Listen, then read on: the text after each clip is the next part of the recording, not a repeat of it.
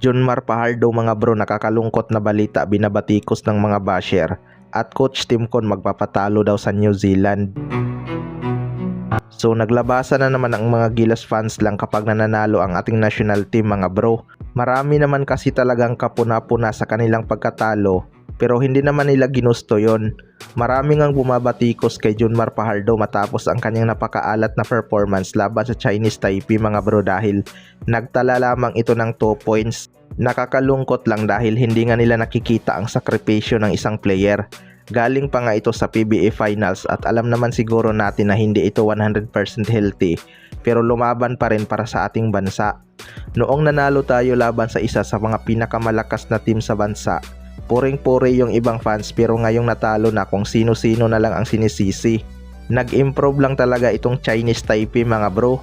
Kumuha nga sila ng European coach. May mga quality player na din ang kanilang lineup.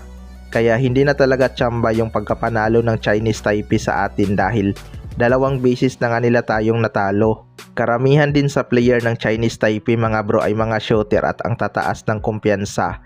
Bagay na wala sa ibang lokal ng Gilas Pilipinas. Kailangan din talaga ni Coach Timcon na habaan ang kanyang rotation para makita agad kung sino ang effective sa opensa. Itong si Kikyo talaga batak na tumaglaro sa labas, kaya instant impact.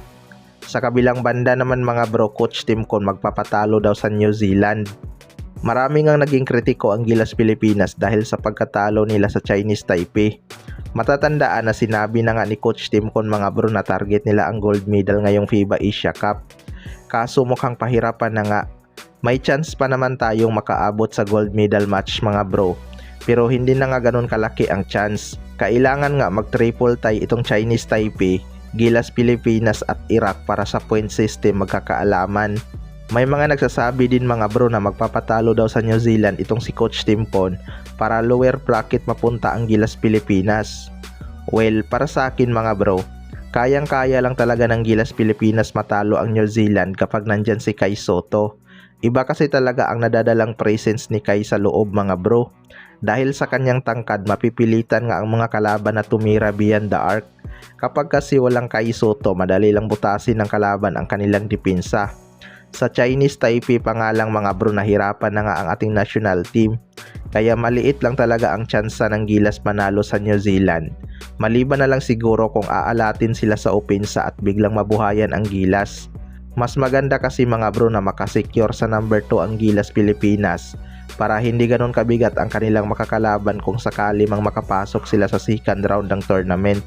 Kaya abangan na lang natin kung makakabounce back ba ang Gilas. Kayo mga bro, ano masasabi nyo tungkol dito?